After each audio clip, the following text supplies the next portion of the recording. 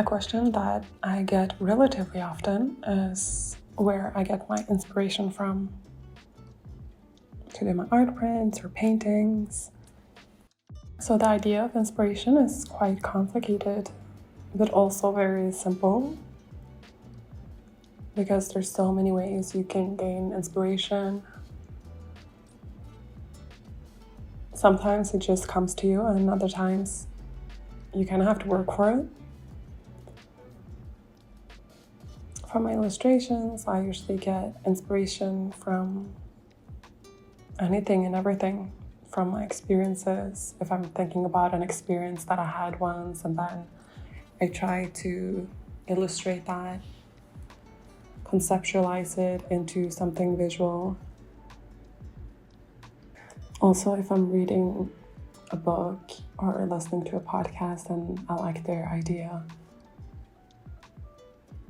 and sometimes something visual just pops up. You have to be open for it though.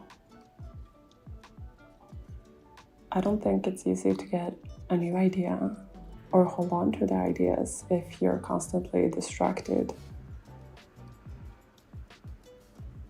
And also if you don't act upon it.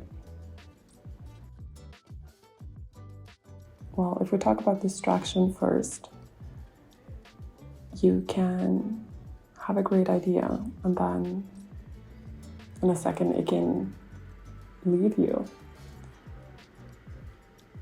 Sometimes I can get an idea for something I want to film or something I want to illustrate or paint when I'm taking a walk or when I'm at the metro. And I either write it down on my notes app, or sometimes I even have my sketchbook, my tiny sketchbook and notebook with me, and I can quickly sketch out an idea there. Other times I can record a voice note with the idea. Because ideas come to you regardless, like you will, like everybody, get ideas of things, of what, at least I think so. I think it's not just creative, like quote unquote creative people that get great ideas, because we're all creative in a sense. Like we're all creating our own realities. We're all, like at our works, we're all creating something, even if it's a replica of something else. There's always some creation behind it. So I think we're all creative beings and we all get ideas. Correct me if I'm wrong. If you never get ideas at all, I would love to hear about that experience. But I think it's fewer of us who actually take time to cultivate the ideas we do get, and to examine them and analyze them and try to find out if it's actually worth working on and if it's actually worth creating. So that's one thing. I think if you're constantly distracted, if you constantly have noise, if you're constantly trying to fill your consciousness with something, either it's like a TV show or music or a conversation, if you never really have that stillness. It's really in the stillness of things that I find that my ideas come to me, and it could be a reflection of a conversation I had or something I experienced earlier. But it's in the stillness that I can actually reflect upon it and visualize it personally. So even just going for a quiet walk, even sitting in a cafe,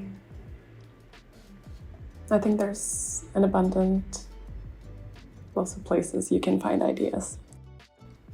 It's definitely easier to get and listen to the ideas when you work on quieting the ego in your head, the negative thoughts that might pop in sometimes.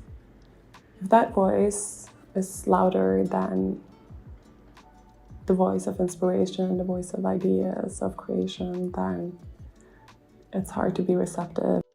And even if you do get an idea, it's fairly hard to actually go through with it, because the voices in your head will stop you from it.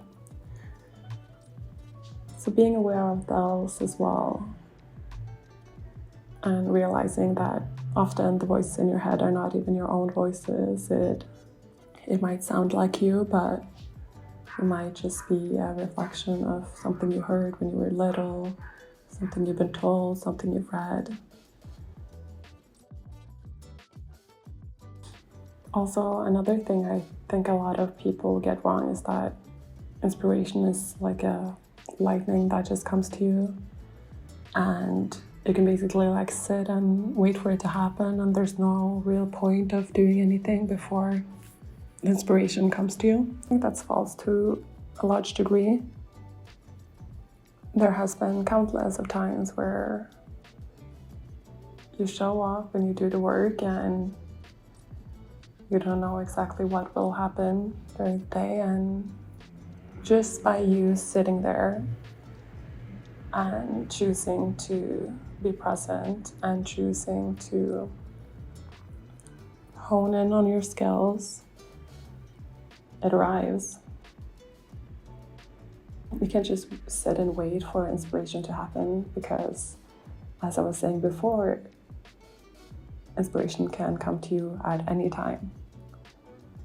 But if you practice the idea of actually saving the ideas for later, not assuming you will remember, it has been proven that the act of writing something down will help you remember it for later, even if you don't go back on that note. So instead of sitting there and waiting for some kind of miraculous idea to strike me, I usually go back to my notes and see what ideas already came to me and what inspirations that can guide me through a new project. That can help you tremendously. And even if you don't have any inspirations or ideas that you like at the moment, just the act of actually doing something can provoke new ideas to come to you. I think that's the most powerful way to invite new ideas to come, rather than just sitting there and waiting for the magic to come to you. You can go out and find it yourself. Sometimes I've even had basically a whole catalog of ideas, and I could literally just pick out from that one which ones that did still resonate with me and did still seem interesting to create. I think that helps tremendously in the process.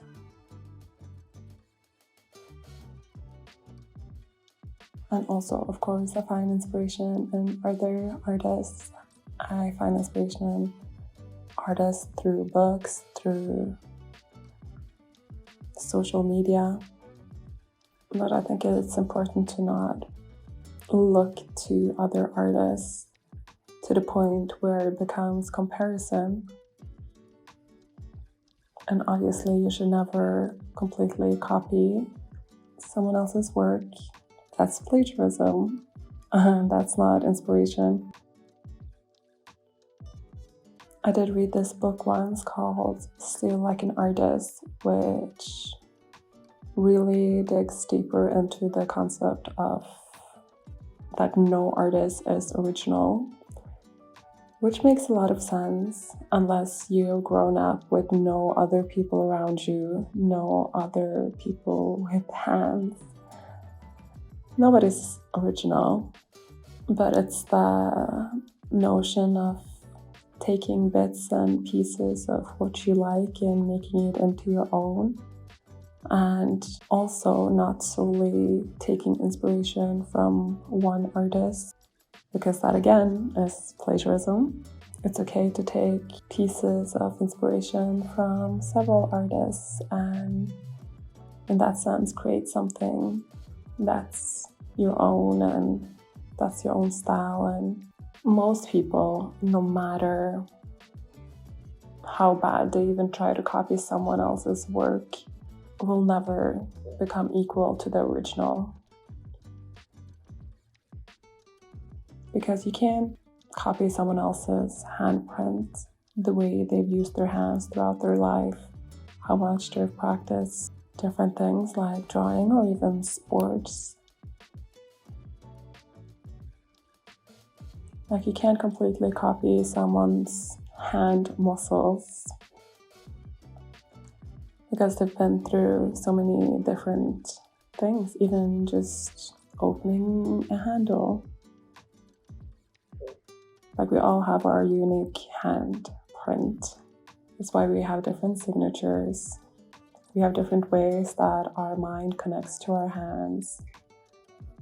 There are different ways we've practiced moving our hands, the way we've used our hands for different things. But the goal of gathering inspiration from other people should never be to completely copy their work.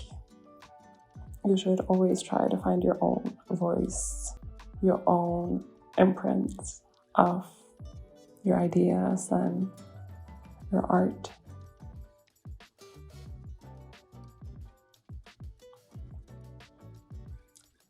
So I guess this was a very long explanation of how inspiration comes to me in many forms, how I save the inspiration to be used later.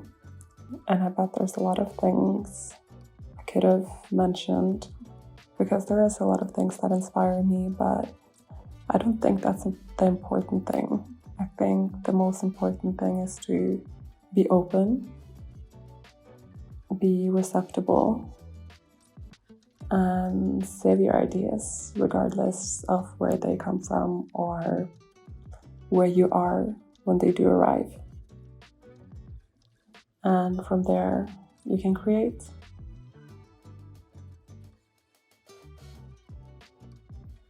If there's something you would like me to talk about or present, I would love to hear it. So yeah, comment down below if there is something in particular you'd like to see. And I will see you next time. Thank you for watching.